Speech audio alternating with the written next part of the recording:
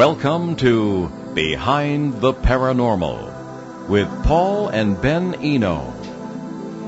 How important is high strangeness in modern culture? What place does religion have in the paranormal? Do we really know what we think we know? Hello, and welcome to the 989th edition of Behind the Paranormal with Paul and Ben Eno, coming to you from WOON AM and FM radio in Woonsocket, Rhode Island, on the Paranormal Radio app from TalkStream Live, on YouTube, and via TuneIn.com. I'm Ben, and that was Paul, and today we bring you a new guest on some deep subjects. To join in, you can give us a call from anywhere, 401-766-1240, that's from anywhere. And you can also email Paul at behindtheparanormal.com or contact us via Facebook.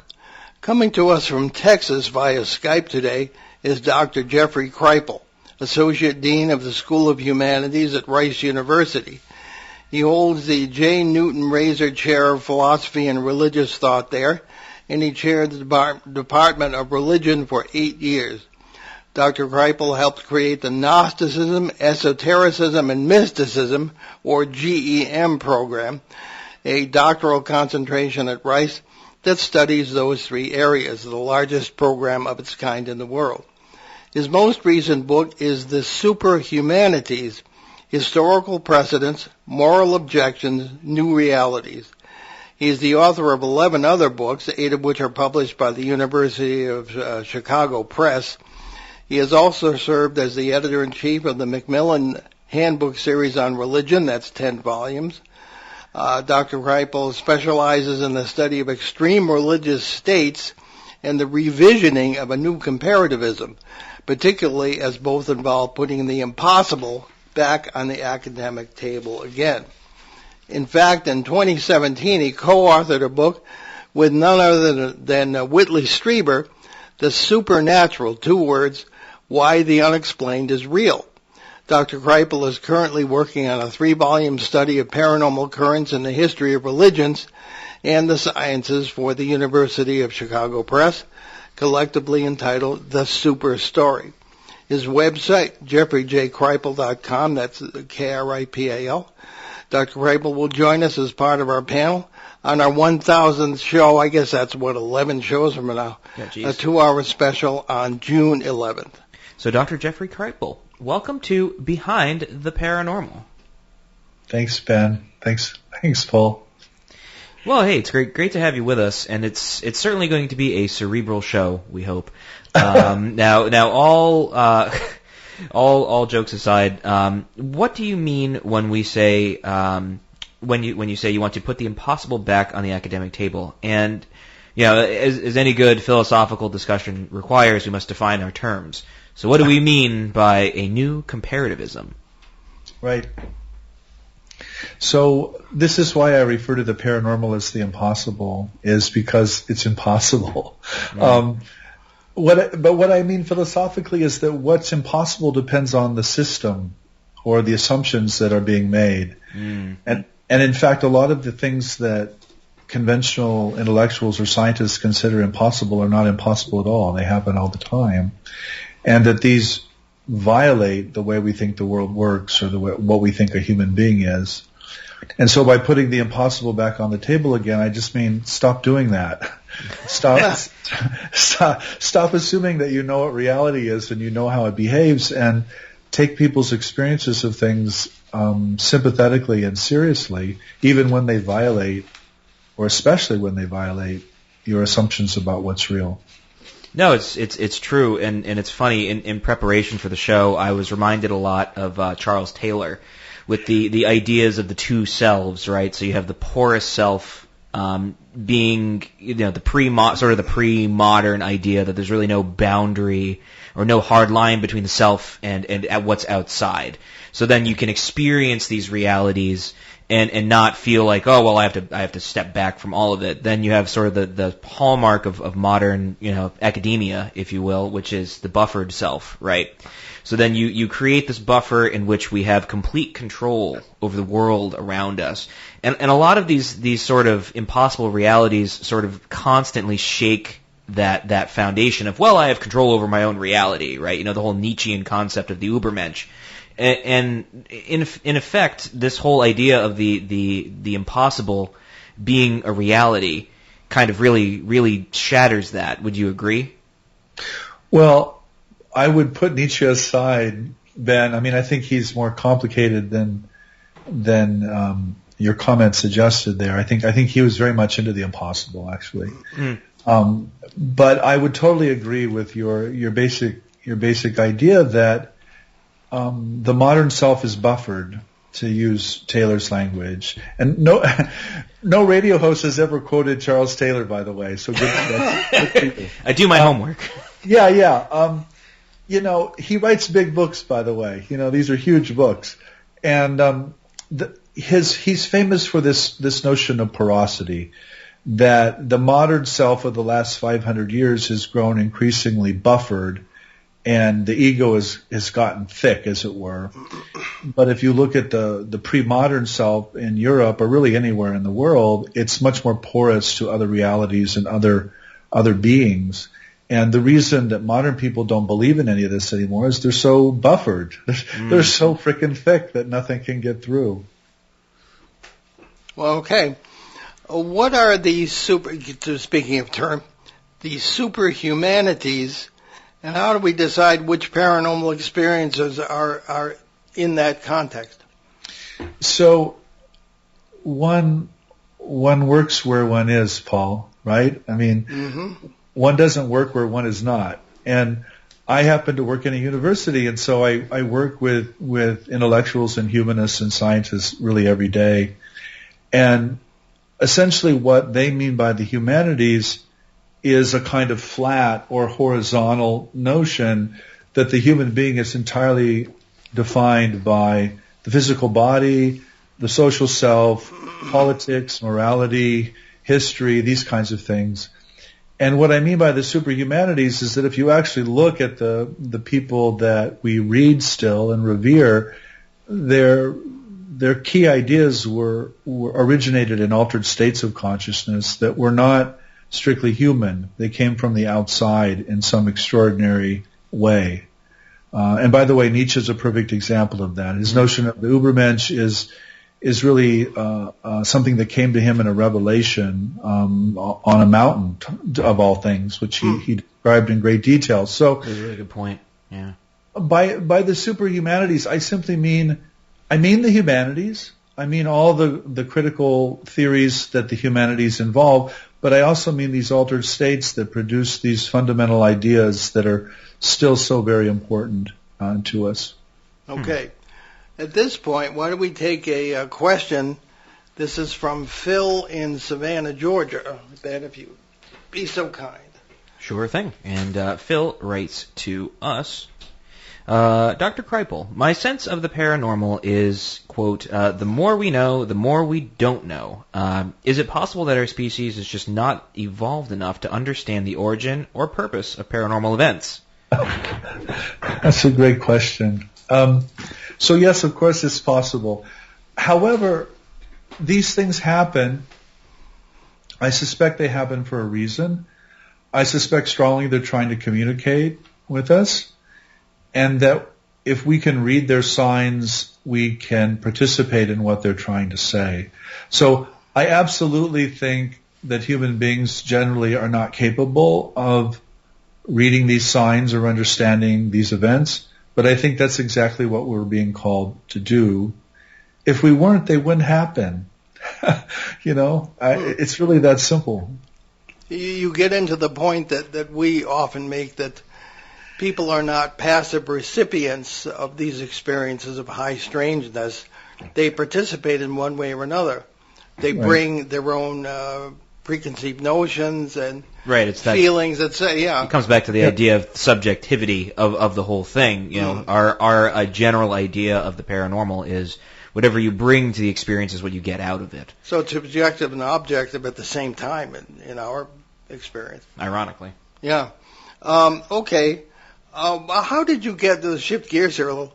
How did you get to know Whitley Streiber, who was the one who introduced us, and certainly one of the most famous experiencers of them all? And how has he influenced your thinking? Well, it's a long story. All stories are long, right? I'll try to keep it short. I wrote a book in 2007 called Esalen in America and the Religion of No Religion. And it was on the history of the American counterculture or the human potential movement. And when I was finishing up that book, the basic idea of the human potential movement is that there are these extraordinary capacities that are innate to human beings, but we haven't quite realized yet. They're evolutionary buds, as it were, of our future superhuman selves. And I realized, as I was finishing that book, that that's essentially the mythology of the X-Men. And I was sort of shocked. I was shocked by that. I was also humored by that. I grew up with the X-Men, by the way. I was born the year before, 2 years before they were created. And I was like, wow, what is this relationship between these East Coast adolescent fantasies and these West Coast mystical traditions or spiritual traditions? And so I wanted to find out what the relationship between the mystical and science fiction was, essentially. And so I wrote this book called Mutants and Mystics, which is on the paranormal and science fiction. And Whitley is the focus of the last chapter in that book. Everybody kept telling me I had to read Communion. I finally read Communion, and I was like, oh, geez, oh my goodness. This was a beautiful book. It's a beautiful book. It's also a very reflective, critical book.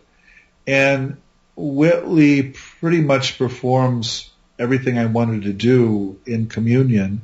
And so I used him as a concluding chapter in that book, and that's how I got to know him. I met him through an editor we both shared, and over the years we became quite close, actually. Okay.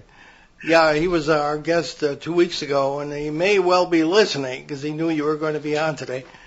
And the three of us have had some Zoom-based discussions that we hope to expand and can certainly continue. Yeah. Now, in the book Superhumanities, you referred to altered states of knowledge that have driven the creative processes of many of our most revered authors, artists, and activists. Now, you've already mentioned this, but could you go a little deeper and give a few examples? Yeah, so, I mean, to speak about the past, I suppose, somebody like Arthur Schopenhauer, whom people don't read anymore, but had a tremendous influence on German idealism, he talks explicitly about his precognitive dreams and related his thought to the mystical philosophy of Hinduism. William James, who probably one of the greatest American philosophers and psychologists of all time, spent much of his life studying mediums and psychics and wrote extensively on his own psychical research, and by the way, also inhaled and ingested all kinds of psychedelic substances to induce these same states. The same is true of critical race theory. W.E.B. Du Bois. A lot of his famous book, The Souls of Black Folk, is about altered states. Gloria Anzaldúa and contemporary post-colonial theory, again, is very much about altered states and a kind of possession even, Kundalini experiences. Psychoanalysis is the same way. It's just filled with discussions of telepathy and occultism and otherness and the uncanny, and it just goes on and on and on like that. And my argument is that these dimensions are precisely what we're ignoring today. We've turned everything into a two-dimensional or horizontal plane, when in fact it's three-dimensional, if not four or five-dimensional. That is actually a really interesting point, and it's interesting that a lot of the major disruptor now, at least in pop culture, right? The idea of artificial intelligence kind of doing the experiencing and thinking for us. If I'm understanding at least the concept correctly. Yeah. Because I think it does. I unfortunately am a millennial, and so I go on Instagram and I see all these jokes, and it's like there's one now where there's like a bunch of construction workers and they're all standing around a pit, and there's like one guy in there like digging this huge hole, and it has like this thing, it has like little labels over them. It's like the designer, the programmer, the marketer, all of that, and then it just has ChatGPT as the guy digging the hole. And it's like, I've even heard from friends like, oh yeah, I use it to do my work for me. And it's like, how are you enriching yourself? It's interesting that we're sort of coming up with ways around doing this and experiencing what arguably is, really an incredibly human experience. Paul, there's this famous line, I think it's from Yeats actually, where he says that education is not a filling up of a bucket, it's a lighting of a fire. Mm. And those are the two models of education that I think are in tension today. I think most people think of education in purely transactional ways. It's just a filling up of a bucket with more and more data. Or in the case you cited, it's just a computer pretending to be intelligent. Mm. Where what I'm really talking about with the superhumanities is lighting that fire. Mm. And you can't, I'm sorry, but a computer's never going to have an altered state of consciousness.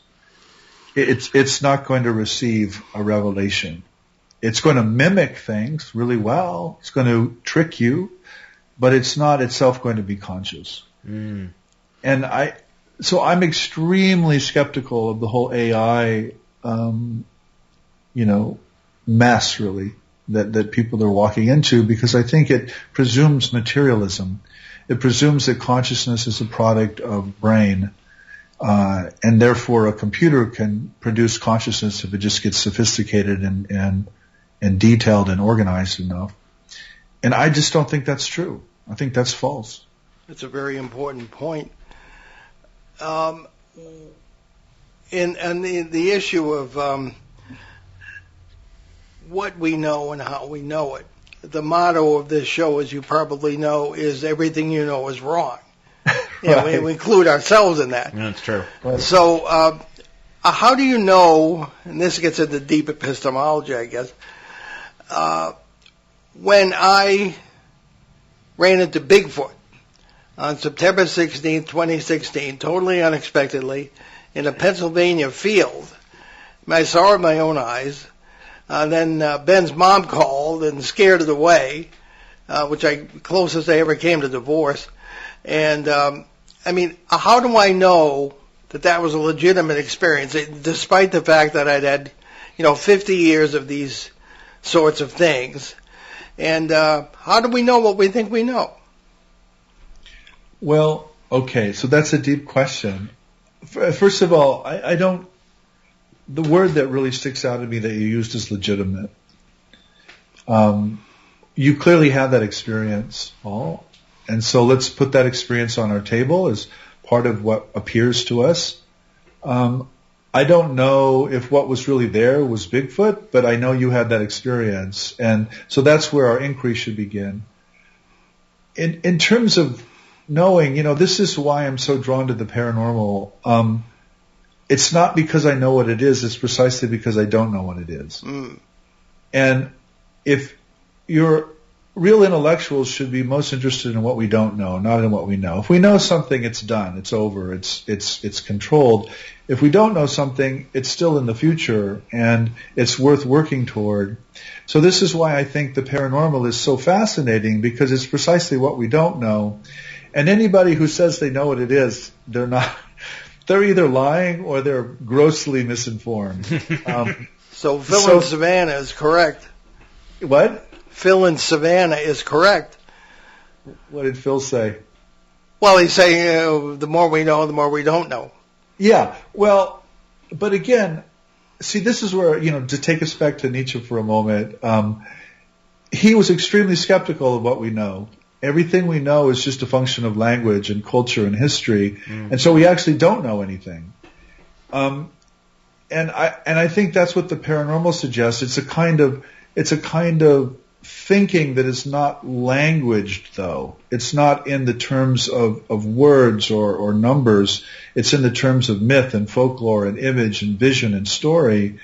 And so it's trying to speak to us. It's trying to tell a story, but it's not doing it through reason or through the left hemisphere, if you will. It's doing it through the right hemisphere. And that's a metaphor. I don't want to be too literal about that, but I think there's really something there. I think to the extent we think everything needs to be rational and needs to be explained, I think we err in a very, very big way. The idea of taking all this and putting it, as you say, back on the academic table would seem to be sort of the academic equivalent of D-Day.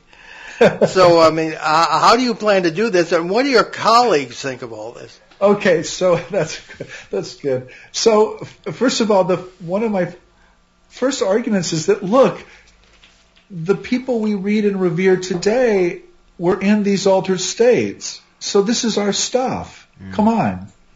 This is putting it back on the table. This isn't putting something on the table. This is what created the table, actually. Okay? Yeah, exactly. That's the first argument. The second thing to answer your question is, I was kind of the poster boy in the 90s for the harassed and threatened scholar of religion. My first book was banned, or was attempted to be banned twice in India, and pretty much everybody in the academy who knew me knew that I was under serious threat and under global harassment for about 6 years. So I think when I do this stuff now, I think those people I'm guessing, but I think they are like, okay, Jeff's, he's a serious guy. He stood up to all that. He's got street cred. We're going to let him do this. But I also think it's more than that. I truly believe that historians and philosophers and scientists are fascinated by this material. They know it's real in the sense that it happens. They don't know what to do with it. They don't want to sound like the tabloids, so they themselves don't want to step out. They're in the closet. But someone who's out of the closet and who's talking about it in a way that they can understand and accept, they really appreciate. And so the general response I've gotten from professional intellectuals and scientists is appreciation. It is not pushback. I founded something called Archives of the Impossible. It's an actual physical archive at Rice University with close to 1 million, probably over 1 million documents right now. It's a serious archival project that will have influence and impact on generations of scholars. And so I'm trying to build something that will last certainly past my own retirement and death, and hopefully over many, many, many, many generations, which is how knowledge is built, by the way. It's not built by a person or in a day. It's built by institutions over many, many generations. That's very noble. I'm thinking of a quote from Max Planck, the great physicist, who said that new ideas do not come in because people accept them, but the old ideas die, and all that's left is the new people. That's a paraphrase, but I think what he said is truth advances one funeral at a time. That's right. Well, here's another question. This is something completely different from that's for Peter. Yeah, Peter Shelley in Bogota, Colombia. And now for something completely different. And Peter writes to us, can you please share the specific details of what you learned about the alleged alien abduction of Kary Mullis and other people on his property? That it actually happened. I sat down with Kary for 2 or 3 days in Petaluma, California, and Kary told me the story that he tells in his autobiography. He wrote an autobiography called Dancing Naked in the Minefield, and he has a chapter in there called No Aliens Allowed.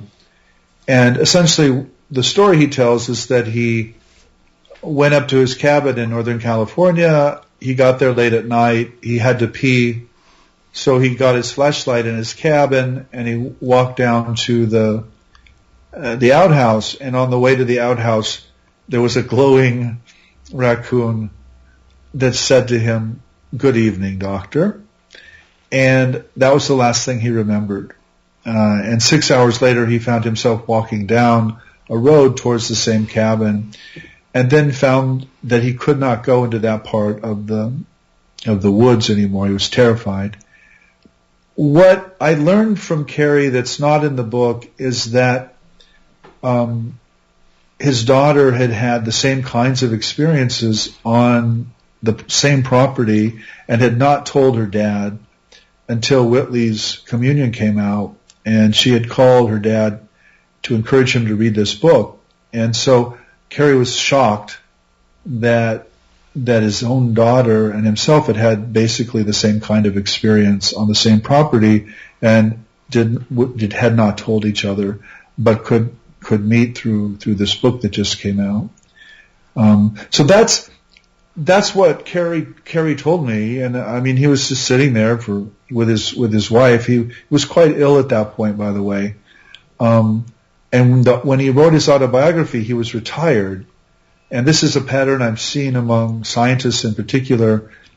Many of them have had these experiences, but they won't talk about them until they retire because they're worried about reputation and grants and that kind of thing. Exactly, yeah. So I think that's really significant, frankly. I think it speaks to the politics of knowledge in the academy. It also explains why you're talking to a professor of religion and not a physicist. We've talked a lot of physicists. But I don't have any authority. I have no reputation, Paul. Well, you do with us. Well, with you maybe, but thank you. But I assure you, the study of religion is not high on the academic ladder of prestige. True. Well, at this point, let's take our mid-show break. You're listening to Behind the Paranormal with Paul and Ben Eno on WOON 1240 AM, 99.5 FM in New England's beautiful Blackstone River Valley. We'll be right back with our great guest, Professor Jeffrey Kripal. So stick with us. Casey Kasem has unlocked the American Top 40 vaults and is replaying original shows from the 80s. This week, Casey takes you back to March 28, 1981. That's when Sheena Easton boarded the morning train. Cliff Richard was a little in love. Smokey Robinson enjoyed being with you. And Dolly Parton was working 9 to 5.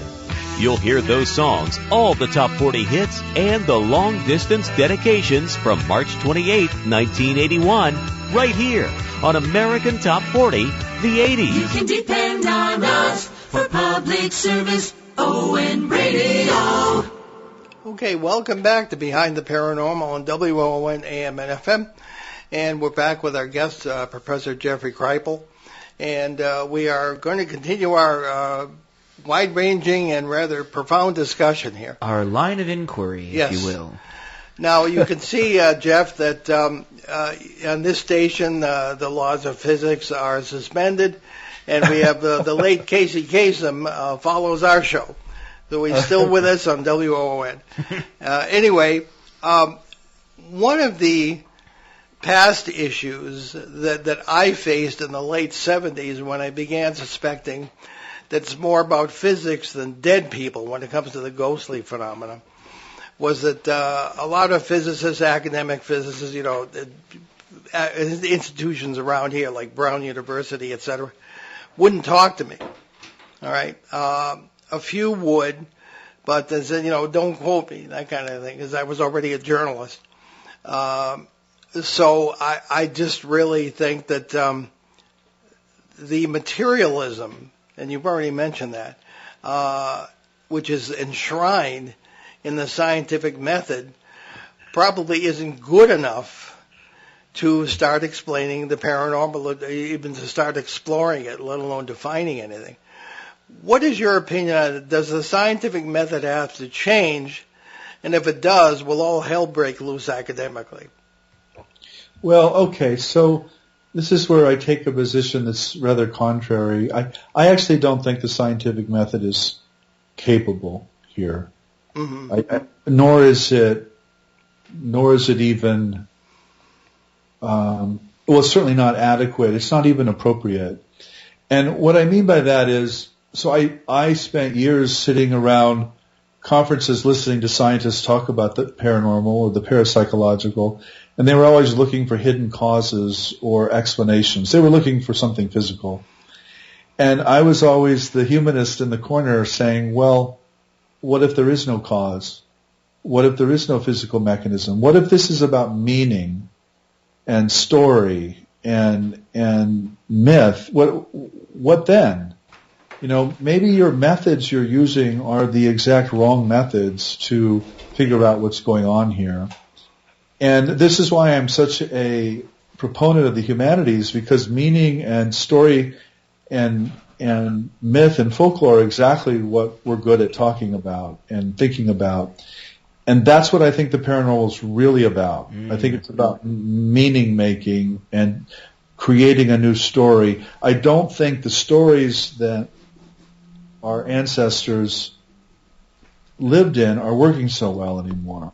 I think they're getting pretty creaky and clunky.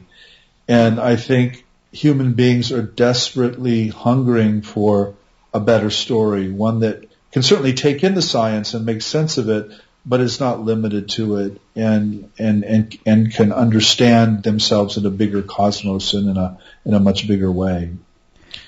One of the jokes I tell, Paul, is that using science to study the paranormal is like going to the North Pole to look for zebras. If you do that, you can do that, but you're not going to find any zebras.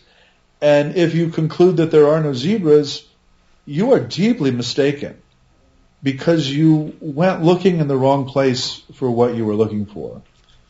And I think that's exactly what the scientific method is doing. And on a deeper level, this will get very philosophical, but I also think paranormal events are about subjectivity and objectivity breaking down, and about realizing some kind of third middle space that is neither subjective nor objective. And I think the scientific method requires us to split that into a subject and an object. And as we all know, science does not like subjectivity. It likes objectivity. It wants to. It can study things, and it's very successful as long as physical things behave in three-dimensional space. Yeah.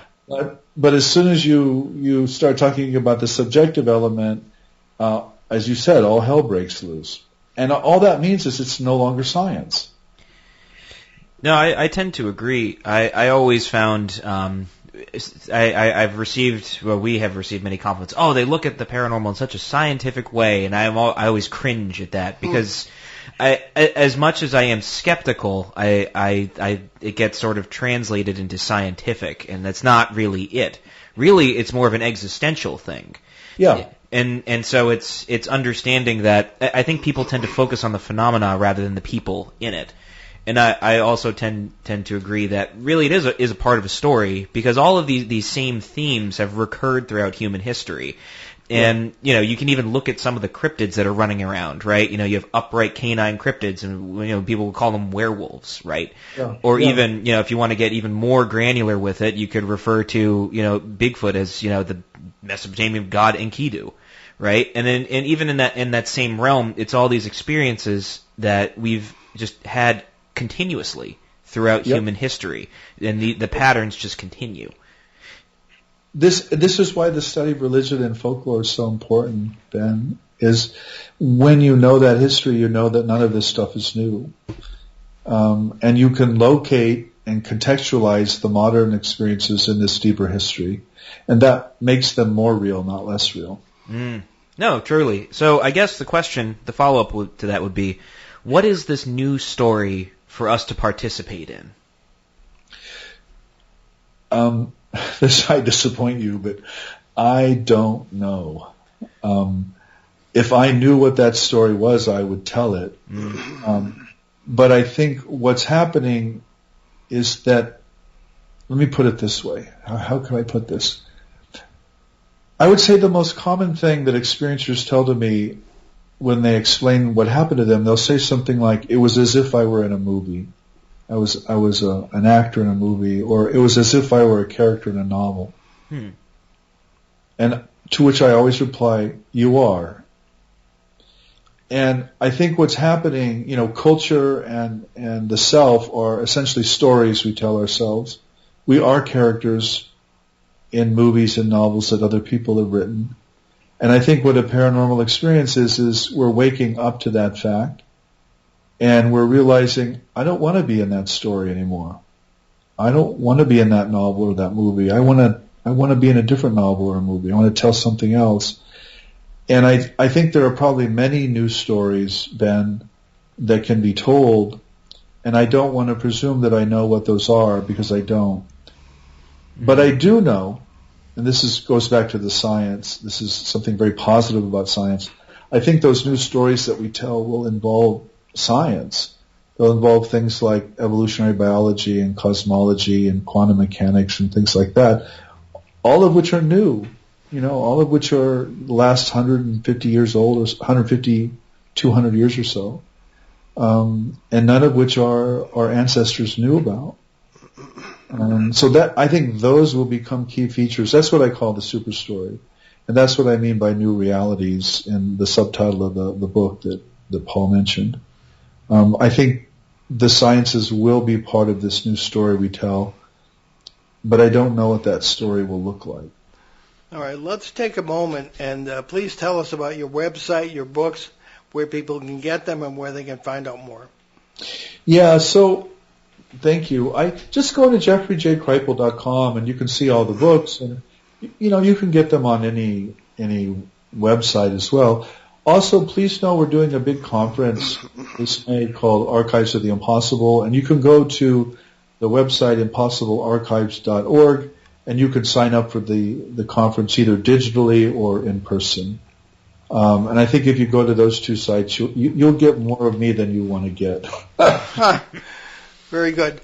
Now, as an illustration from my own library of anecdotes for your point about the scientific method, I knew the Rhines, Joseph and Louisa Rhine. I knew Louisa a lot better.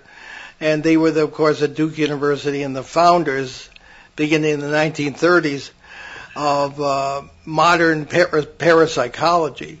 Yeah. And in all my discussions with Louisa, it was like, she was more interested in ESP and children and all this sort of thing. And they were determined to make what to me was like square pegs to fit round holes. Yeah. They were trying, and I said, what if this is outside of science? Yeah. Because in our opinion, today's paranormal is tomorrow's science. Yeah. It hasn't been discovered yet. But they kept trying to do that, and they were brilliant pioneers and amazing people, but they just couldn't get past the scientific method. Yeah. At least as long as I dealt with them. Yeah, you probably know the word paranormal was originally French, paranormal, yes. And it was coined in 1903, and it had this same kind of what I would call promissory materialism to it. It didn't mean supernatural, one word. It meant supernatural, two words. It meant something that was entirely natural and that we couldn't explain with our present science, but presumably we could explain and understand with future science. I don't know about that. I'm suspicious of that promissory materialism. I think what we're going to need is a worldview that recognizes that the material or physical world is just one world, and that there are other aspects of reality that are just not physical. Yes. Yeah, I do believe dualism is definitely what's been kind of shooting us in the foot, proverbially. We're no big fans of Descartes. No. So here's sort of a little anecdote. I guess it is an anecdote. I was listening to a lecture a while ago, and it was on the idea of phenomenology and how we sort of order our reality around us. Yeah. And there's essentially 4 ways in which we do it: through language, art, music, and then ritual. And through this, we sort of interpret the world around us and sort of order it in a way that we sort of subjectively experience it. Yeah. So, I mean, English is a garbage language for talking about any of this stuff, because in my opinion anyway, only because it's so limited in its capacity, and it's, you look at like Greek, right? Greek, every word has like multiple meanings and usually like multiple senses in which they exist. Like the idea of compassion was also your spleen, but it also functioned as a way in which you showed compassion upon other people, having this sort of spiritual side to a physical thing. Now, with all this said, you've talked about materialism in a sense that is, I don't want to say derogatory, but in a sense that's kind of it's not good enough. What is your relationship with your work and sort of scientific materialism? So, I am critical of materialism if it's reductive and if it's exclusionary. In other words, if the argument is that all there is matter and that all things, including consciousness, are products or emergent properties of matter, I think that's fundamentally wrong and mistaken. I also think it's fundamentally depressing and nihilistic. And so I'm very much against that. Now, that does not mean I'm against matter or I'm against the scientific method. Of course, I inhabit a material body and I live in a material world, and it operates by particular principles or laws that science is very good at describing and tracing and manipulating. But that doesn't mean that's all there is. And what I do know is that my scientific colleagues can explain almost anything except us. And that's a pretty big hole. Yeah, exactly. Indeed. in the picture. And it happens to be the hole I inhabit. So I'm just like, whoa, that's a problem. And so I just want, I'm trying to point that out with a lot of other people. I mean, my goodness, I'm just a little voice here. There's a lot of people who see the problems with reductive materialism. And I think the paranormal is just, I think it's a very dramatic instance of when that doesn't work. I'll give you an example, if I can. Ben, you and I talked earlier about mythology and folklore. There's a man named James Gallant who wrote this beautiful little essay called The Humiliating UFOs. And what James points out is that these stories look a lot like ancient Greek mythology. And that the reason they're humiliating is because they're neither subjective nor objective.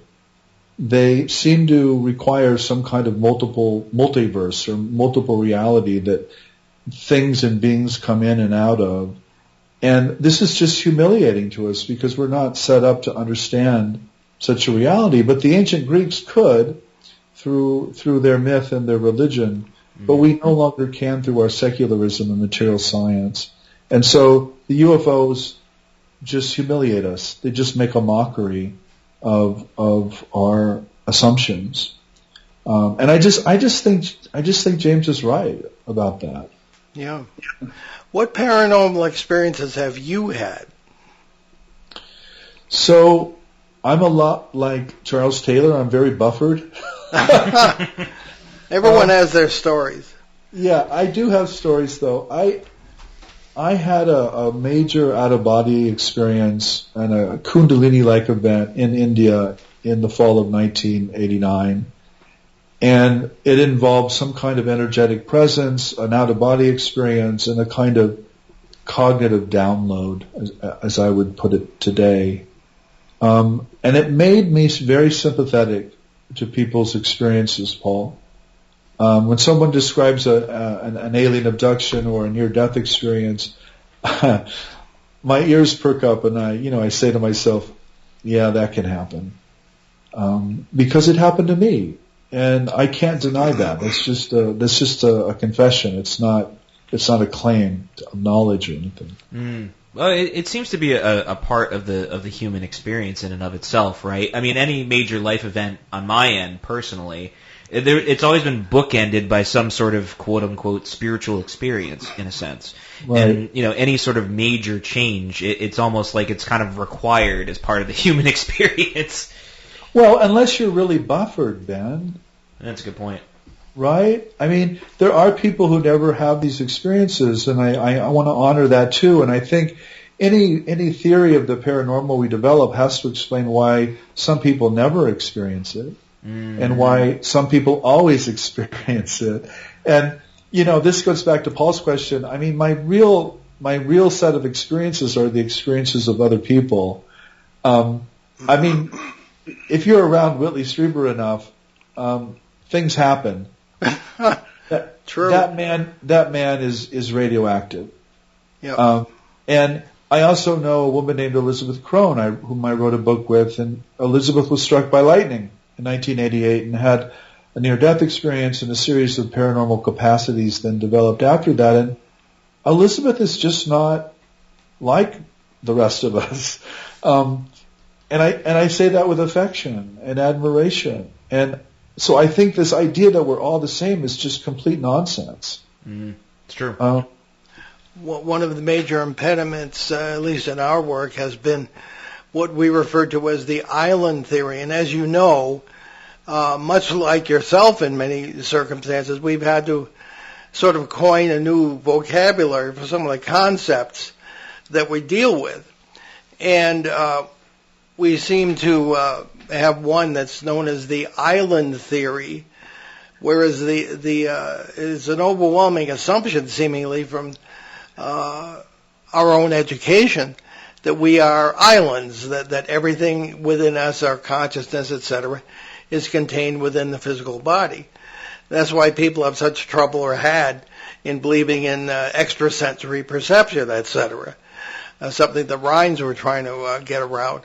So I think that perhaps a revolution on our own thinking individually would, in what we call multiverse awareness, would benefit what you're trying to do, getting things back on the table and into the discussion of academics.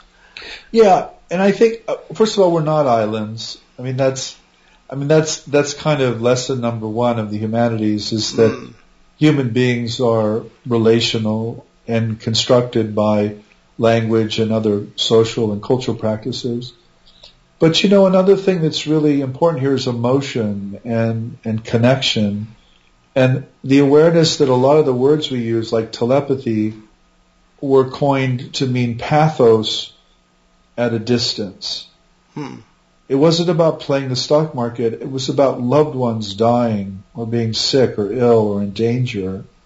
And so this role of emotion, I think, is like really, really important. And it gets to this island theory I think the island theory, of course, is just wrong. Yeah. But, every island is floating in the same sea or ocean. So, I guess the metaphor can be extended. But yeah, I think so. I think that's and that's the hurdle in Western culture, because we live in such an individualistic culture, and the notion of freedom and rights is so ingrained in us, and so many of these experiences violate that. Abduction experiences, for example, often could care less about human agency. There was when I was in college, I went to Emerson University. There was a lot of I don't know if it's a university now. But at the time, it was Emerson College. Or not. It was at the actually they do now. They're now Emerson University, but at the time they were Emerson College. So I went there and I took a seminar, and it was on religion and globalization, and it was taught by this woman named Whitley Streiber, who worked for the UN for a very long time, and her whole shtick was being sort of a cultural liaison and kind of interacting with all these different cultures, whatever. And she taught this whole very, very interesting seminar. And she said one of the most interesting things that tells you a lot about a culture is food. Yeah. And you learn a lot about a culture based on how they take their meals and what kind of food they eat. And she pointed out that the American culture, with the way that we take our meals, is so individualistic. And it's very much separated from other people. And one of these really interesting concepts, I was actually listening to something really recently that was talking about the idea of relationship in ancient cultures. That relationship, especially with something divine, right, was kind of like concrete, something you needed to have, and it connected you to other people. And in this instance, the culture that we kind of have built for ourselves, especially over the last couple of decades, has become so isolated, right? COVID was kind of like the great sort of unveiling of this, because it shows like how isolated we truly were.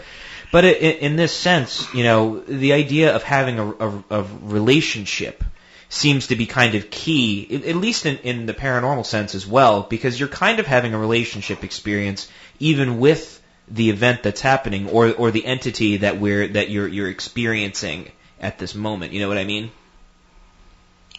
Well, this is the big idea I got from your book, Paul, at the end there, was that, even possession implies unity. Yeah. I mean, nothing can possess you that you don't share something profound with. And so that's a big one for me. And that comes from other people too. I mean, other folks have said that, but you said it in a very blunt and particular way in your most recent book that I found very convincing. And I took away that for sure. Okay. What's next for you in your work? What's next? So I'm working on a book called How to Think Impossibly. And it's really a follow-up to the Superhumanities, and it's really a kind of how do we do this? It's a kind of how-to manual, and how do we go about putting the impossible back on the table again? What's it require? What kind of skill sets do you need to do this? It's really a how-to. And then, of course, these archives of the impossible, these conferences that we're doing at Rice, I mean, it's a lot of work, Paul. Oh, yes. And you're talking about hundreds of people present and thousands of people online, and it's a lot of food. It's a lot of hotel rooms. It's complicated. So I want to work to bring people together and realize that you're not alone. You're not an island, to use your earlier language, that we're all kind of doing this together, and let's go do it. I like that. Just in our last few minutes, unless, Ben, you have another... nothing short, so please. Okay. You mentioned in your writings moral objections to the superhumanities. Yeah. Can you just explain that for a few minutes? Yeah, I mean, so intellectuals are generally very allergic to any form of transcendence. And by transcendence, I mean something beyond or above the human. And the reason they're allergic to it is for very good reasons, that transcendence has been used for very bad things, to beat up and exclude other people. And religions have a horrible track record here as well of excluding people and claiming some kind of absolute authority. And so to the extent that paranormal phenomena link up with religion, and they do, these sort of moral objections come in. Ben's earlier comment about Nietzsche's another perfect example. Nietzsche's Übermensch was employed by the Nazis in the 20th century, but Nietzsche himself would have hated the Nazis. So that's the kind of moral objection you get. Any invocation of the paranormal or of the occult in the academy, at least, immediately brings up the charge of fascism and authoritarianism and violence. Sure. Okay, well, we're just about out of time. Jeff, thank you for a very stimulating show. You can hang out if you like. We can chat at the end, but we're going to go into our announcements right now. And Ben, if you would take it away. Sure thing. And a quick correction for myself. Apparently it is Emerson College still. They were playing with the idea of university, and I remember everybody being very upset about that because all of our merch and stuff would have been moot. But no, it is still a college, so I apologize. And several events for this spring have been canceled, unfortunately, but you can look for us at the Exeter UFO Festival in September, and for my dad at the Arizona Dowsers Conference in October. Visit our show website, behindtheparanormal.com, where you can find nearly 1,200 hours of our regular shows and special broadcasts since 2008 from CBS Radio, Achieve Radio, and here on WON, AM and FM. Also hear many of these broadcasts on the major podcast apps and platforms, including iTunes, Apple Podcasts, and YouTube. And you can download our show app. There's not much going on there, but it is free at behindtheparanormal.com. You can browse our books on our website as well, along with our guest co-hosts at our show website, behindtheparanormal.com, where you can also find out more about the show, our many cases over the years, our public appearances, and how to book us. Yes, the app actually will keep you abreast of the shows as they are posted in recorded form. And just a little bit here, we have Greetings from New Hampshire. This is from Michelle, a good friend of ours. I love the show. Dr. Kripal is indeed an interesting fellow. I wish your show was a couple of hours longer today. Well, so do we. Please tell Ben I said hello and hope you both have a gentle week. Well, hello. Thank you, Michelle. Okay, very good. So what do we have next week, Ben? Well, we have on the docket something just as interesting. So on April 2nd, we welcome Dr. Robert Temple, a UK-based professor and researcher who believes that plasma-based life forms, try saying that 5 times fast, are the basis of many paranormal experiences. He's an interesting chap. He's lives in England, but he's from Kentucky. So his accent is different. Again, we're aiming so that you can get college credit for listening to our show. Right. We leave you today with a thought from wait a minute. This is the one from last week. I can say it again twice. Frank, no, let's go to Renaissance astronomer and mathematician Copernicus, who was also a Roman Catholic clergyman. A lot of people don't realize that. Quote, to know that we know what we know, and to know that we do not know what we do not know, that is true knowledge, unquote. I'm Paul Eno. And I'm Ben Eno. And thanks for joining us on our great cosmic journey, and we shall see you next time on Behind the Paranormal. Return to this radio frequency 167 hours from now for another edition of Behind the Paranormal with Paul and Ben Eno.